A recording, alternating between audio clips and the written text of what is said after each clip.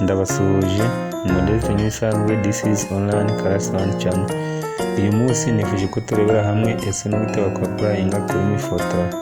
Murabizi muri iyi misi yo gukora gatatu hari imyanya myinshi iri gucicikana kuri Mifotra muri trades nyinshi zitandukanye. Natinze tugiye gukora login kuri Mifotra account tunarebe nuko kwa applyinga then ugategereza kuba shortlisted. Turaza rero hano muri browser nabona ndi muri Google Chrome, naza mfungure nimara ari aho typinga muri phone cyangwa se mu mashini nandikemo recruitment photo then cyangwa se Mifotra go bihita biza enter, cyangwa nemeze kuri phone bihita biza kuri ubundi ze kanda hano handitse recruitment Rwanda recruitment system photo kuri Mifotra, ubundi hakande. Imaze kwakanda rero bahita bakujyana kuri website ya Mifotra, ukaza ugakora hano login, cyangwa se waba utariyandikisha kuri Mifotra udafite account ukaza ugakora hano handitse register, ariko tuzaberesha. Turaza rero dukora hano login, then tuze twandike email yacu hano muri box ya displayed. Uraza wandikemo this is my email, then uze na hano hari password uyihashire.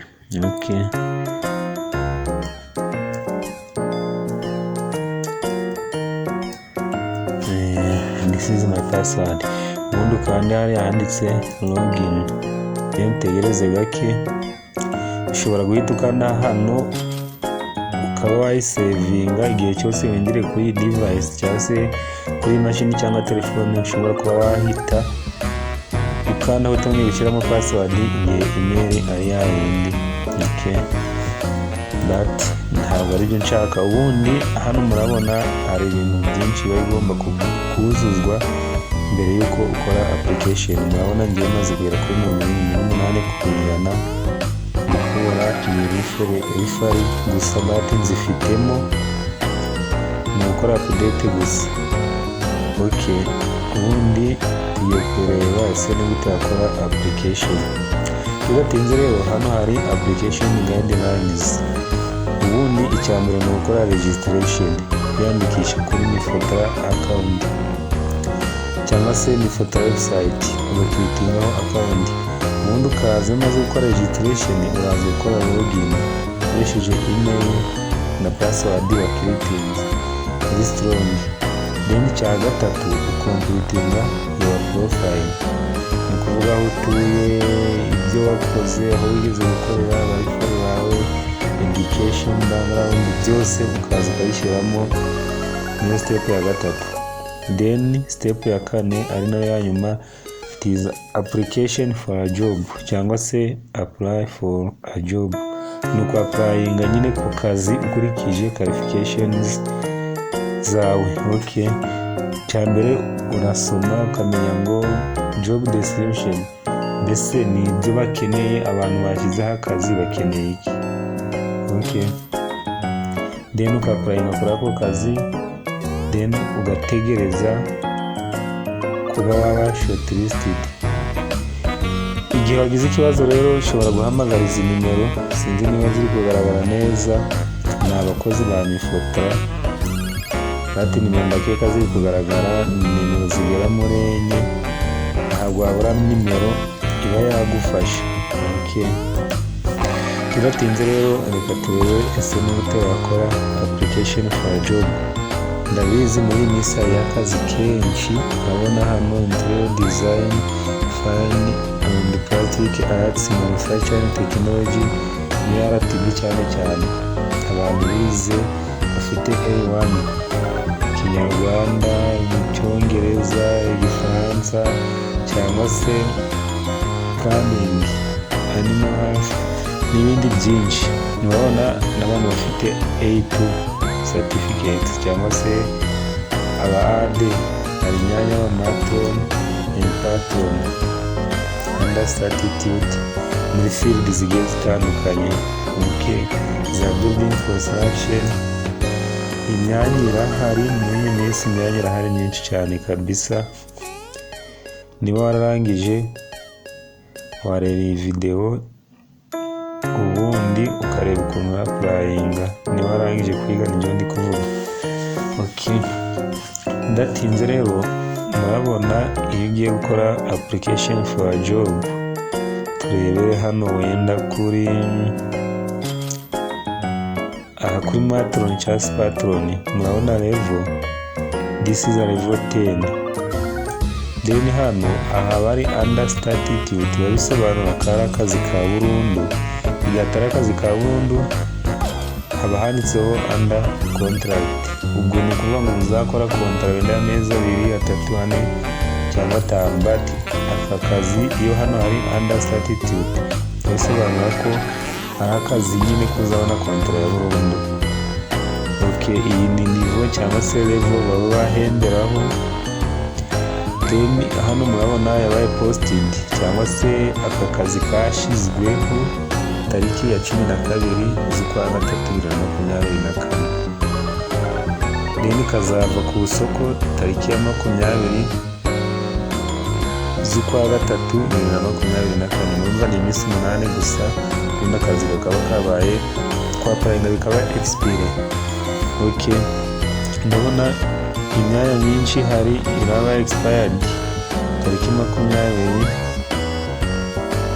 but ntabwo utinze. Niba bikura iminota 2 cyangwa 3 waka-applyinga nta kibazo.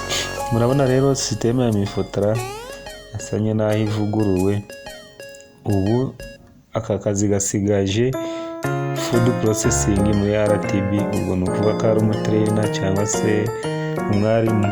Murabona gasigaje iminsi 8, amasaha 2 n'iminota amasegonda yo buri gihe bari kumanuka. Niko biba bimeze. Turebe rero ese ni gute wakora application. Umaze gufungura account muri Mifotra, then ugiye gukora application. Okay, turaza rero dukanda wenda hano kuri manufacturing technology, tuze hano handitse ngo apply. Murabona hano hejuru handitse ngo advertisement details. Ni ukuvuga ngo iyo hano wemerewe kwa applyinga kuri ako kazi, muri aka jambo k'umuhondo handitsemo ko wemerewe cyangwa se kuri qualified kwa applyinga. Naha hakaba hatari hidden, iyo wahakanda ntabwo utari kwa applyinga. Nasingewe ntabwo nize manufacturing, niyo mpamvu uri kubona hari hidden. But igihe uri kubona ari akazi umwanya wa applyingaho, waza ugakirika hariya handitse apply hano, then wamara kuhakanda hano haba handitse kuri qualified, then ugatandukanye apply no. But bikanze ndebe niba hari umwanya nawe nemerewe kwa applyingaho nkurikije ibyo nize. Okay, turebe hano kuri building construction akore, then murabona qualified. Iyo bimeze gutya uba iyo uri kubona hano handitse ko uri qualified, waza ugahita ukanda handitse hano handitse ngo apply now. But today ntabwo ndi kumva ndi muri mood yo applyinga bitewe nuko mfite akazi ndimo. But udafite akazi waza ugahita ukanda hano handitse apply, then bagahita baguhereza email kuri Mifotra y'ako kanya yuko umaze kwa applyinga, ugategereza bakazakora shortlisting.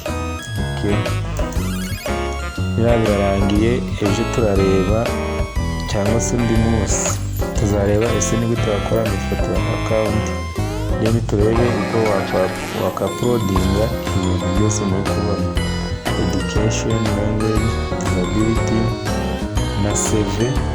Murabizi cyangwa se mushobora kuba mutari kubibona cyangwa se mubizi, ubu ntabwo waka-applyinga ku kazi CV yawe itarimo. Usaba gukora CV then ukaya-uploadinga. Uploadinga uraza ugakanda hano handitse ngo upload CV, but hano uriho ira-uploading.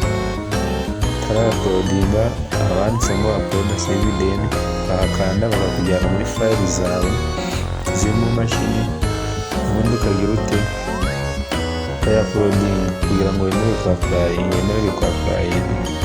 Okay, hano hari utuntu dutatu, hano harimo details, advertisement na application cyangwa se profile. Then ukanze hano handitse my application bakwereka